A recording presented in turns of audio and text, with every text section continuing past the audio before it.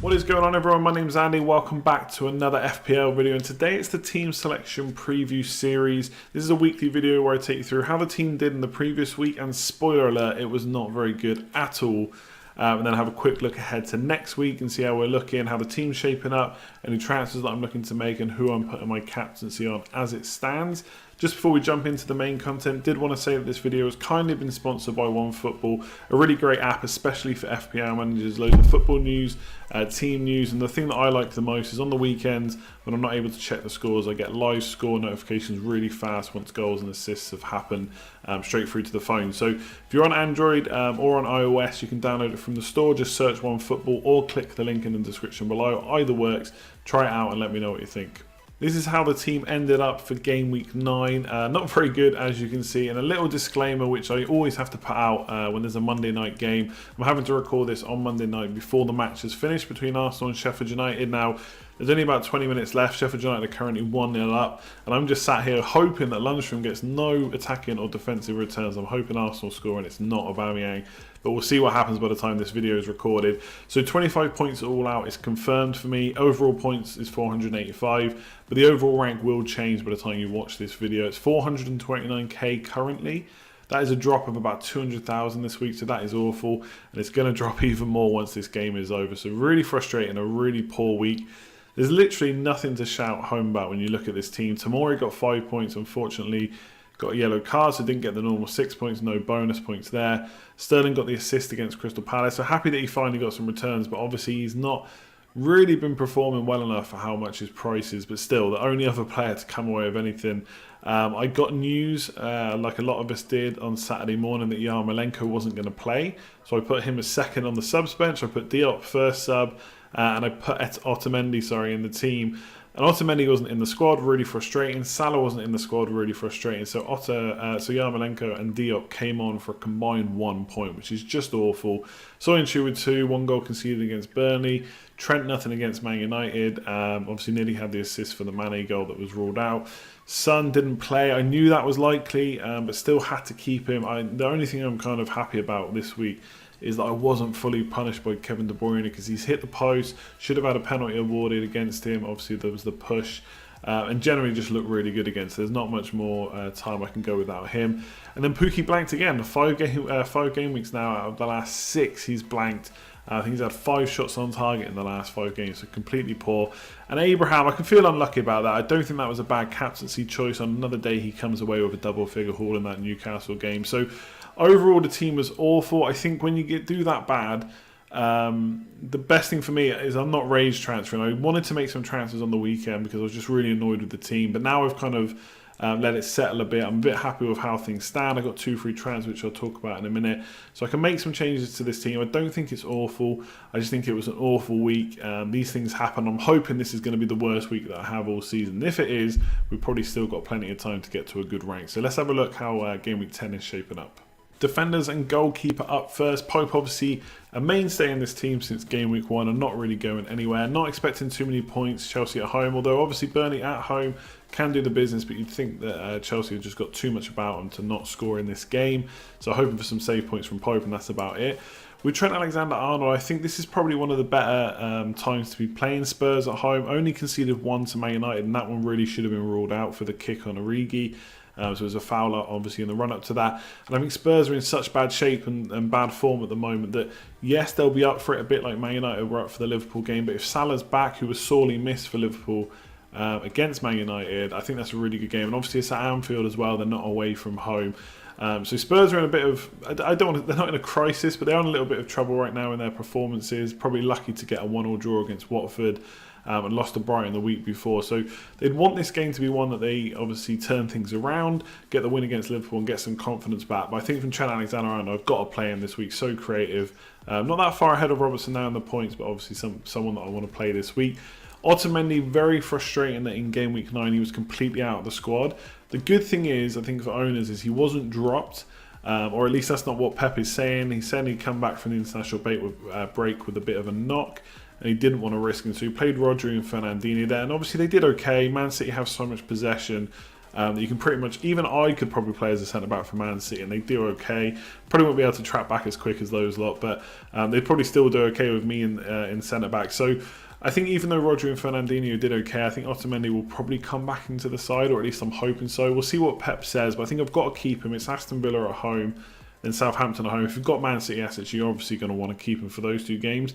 The fixtures do get quite tricky after that.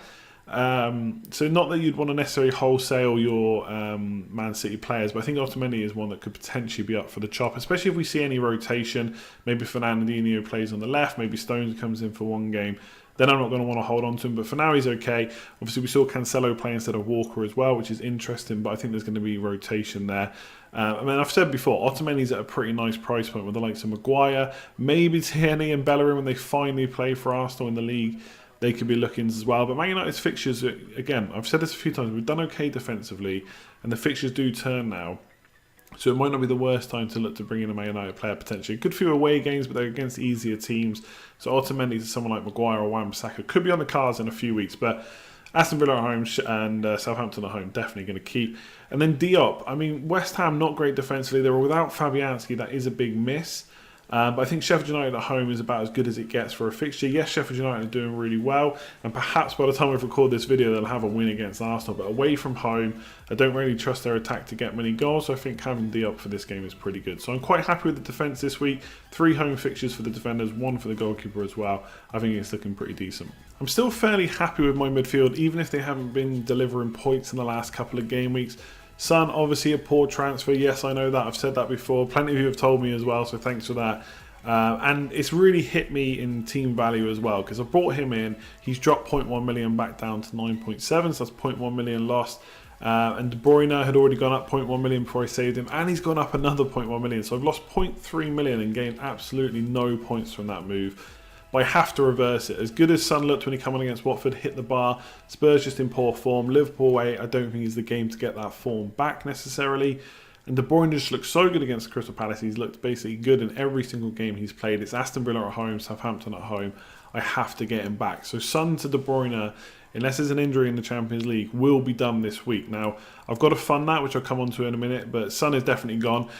Sterling is definitely going to stay, even though maybe his price, for his price, he's not giving us the points that we would want, but he's going to be my captain this week. I think Aston Villa at home is a good fixture. I don't think I have a better option this week, so I'm going to trust the armband on him. Maybe I'll put it on De Bruyne. Those 2 will basically be my captain, vice-captain, but I'm going to trust that Man City are going to smash Villa, hopefully, and bring in plenty of points. Mason Mount is an interesting one. Obviously, he has done well and been consistent over the season. I don't think there's a huge rush to get rid of him. But if you've got a spare transfer knocking about, Hudson-Odoi is 0.6, 0.7 million less. Obviously, it depends on your selling value. But Hudson-Odoi is 6 million.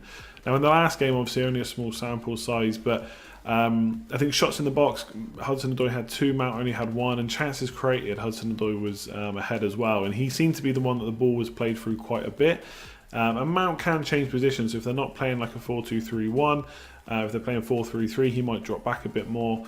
So it really depends. But Hudson-Odoi, is always going to be on that left flank and going to be coming in and playing an attacking role. So if I need to fund, I do need to get some money from some. Mount to Hudson-Odoi is one way I could do that. So I am considering that. Save me some money, get potentially the better Chelsea option going forward. But essentially, I think Chelsea are just good picks right now around Mount, Abraham, Hudson-Odoi, whichever ones you've got. You should be looking good. Salah stays. Another bit of money lost. Obviously, I did consider doing Salah to Mane last week. Didn't go through with it. Obviously, it wouldn't have mattered in the end. I would have actually lost points if I'd made transfers last week. So I'm not too annoyed about that. But Salah's gone down. Mane's gone up again. So that's another bit of money lost. I think there's only 0.6 million between them now. So it really is getting close. And if Salah doesn't make it back for this week, which I'm sure he will, but if he doesn't, then he's going to drop even more. Mane's going to become more popular. And that will be really frustrating. But I think underlying stats-wise, Salah's still looking good. I think some people are saying this is almost his best start to a season as well. Bearing in mind he's gone on to get 300 points as well in previous seasons. Things could be looking up for him. So it's hard. I don't think there's a massive need to do Salah to Mane. I don't think that's a huge one. But again, that is a way I could fund Son to De Bruyne. So that's also in the back of my mind. And Mane is very good at home. So Spurs at home could be a good fixture. Yarmolenko, it's hard to say about him. He did really well. Missed the last game because he came back from the international break with a knock, which is frustrating. But it's Sheffield United at home and Newcastle at home for him. So I want to keep him. There are lots of options around that price, potentially. Trossard maybe when he's back for Brighton. You've got McGinn, Grealish and Horahan all looking good for Aston Villa, but their next two fixtures are pretty poor, so that's not a swap that I want to make. But it kind of fits in nicely with Yarmolenko having two good home fixtures, and then maybe looking to swap after that. And then you've got Iwobi at Everton. I still think he's going to be a good option if he can get regular minutes, but that is a question mark at the moment. So overall, I'm happy with the midfield. I think I'm definitely keeping the four outside of Son to De Bruyne. It's just how do I go about funding that, really. So on the bench, I have Soyuncu and Tomori. Both got away games. I think they're okay when they're playing at home, but they're not two players that I want to play ahead of the current three defenders. Up front, Abraham and Pukki. Now, Abraham I'm super happy with. Again, he could have had a good score against Newcastle. Didn't pay off, but he's been good this season. I don't see that changing at the moment. Burnley away, yes, it's a little bit of a tricky fixture, but obviously I'm not going to get rid of him. Pukki is the problem. 5 blanks in the last 6 games. So I'm not even going to sit here and try and say that if you want to get rid of him, you shouldn't, because there's really no good argument. I think, again, if you got him for 6.5 million, maybe it's a slightly different story. And to be fair, I've seen a lot of people say, well, who else for that price bracket is really performing? Now, if you've not got Abraham, Pukki to Abraham is such an easy move, I think. If you already own him, it's a bit different. I said on streams that if you didn't get Wilson for the Norwich game, and obviously it didn't matter in the end because he blanked, but then his fixtures aren't so good going forward. Jimenez, yes, 3 okay fixtures, but it's 2 away games next. Newcastle and Arsenal away before I think it's Villa at home. Whereas Pukki's got Man United at home, Brighton away and Watford at home, which arguably over the next 3 are better than Jimenez. If you look at the underlying stats, Pukki's only got, I think it's 4 shots on target over the last 4. Jimenez has only got 2. Now, I know people are going to say in the comments, well, what about the other 2 goals that he scored at the weekend that were ruled out? But they were ruled out. That happens, you know, maybe not that often. But you can't say he had 2 or 3 goals because he didn't. He only got 1. And I think he had 1 shot in the box. So between Pukki, Wilson and Jimenez, they had 2 shots in the box between them last week. And that is bad. So I'm potentially looking maybe at keeping Pukki for no other reason than I don't have money to go up. I'm already trying to find money to fund Son. Now, whichever move I do that in, I could do Diop to Rico, I could do Mount to Hudson-Odoi, I could do Salah to Mane. Whichever way I do it, it will leave me enough money to do Pukki to Jimenez. But with 2 away games, I'm just not fully confident on it just yet. And I don't think his underlying stats are that great. They've still got European matches to play as well. So I am slightly put off by that, but I might change my mind. I am tempted to do Jimenez. The other option is to downgrade him. Again, looking at the fixtures, Ings doing really well. Good for underlying stats usually, good for goals on penalties, but next 4 fixtures aren't great. Morpay is someone that I quite like at Brighton. His next 2 fixtures are good. But after that, it gets a bit more difficult. So there's no, annoyingly, there's no like one size fits all. Good form, good fixtures, good price forward that I want to bring in. You know, Rashford looked okay against Liverpool, but Man United are really going to turn it around. Probably discuss that a bit more on the preview, but he's 8.4 million. Everyone's going to say Vardy, but I just can't get Vardy in with my team value and team structure right now. So he's not an option either. So I might be stuck with Pukki just out of necessity of there's no one I really want to bring in. But to kind of do a, you know, too long, didn't read, didn't listen type thing. This is currently my plan. Son to Kevin De Bruyne. And I think I'll fund that one of 3 ways, basically. Mount to Hudson-Odoi, Salah to Mane, or Pukki to Morpay. Now, Morpay, I quite like the idea of, but obviously then I'm putting in a £6 million player. And if I spend the money elsewhere, I then get kind of stuck with him. And it's very hard to then get up to a Jimenez or whoever it might be, a Wilson or someone like that. So that's in the back of my mind, team structure as well. So Son to De Bruyne 100% happening. It's just the best way to fund that. Let me know your thoughts below.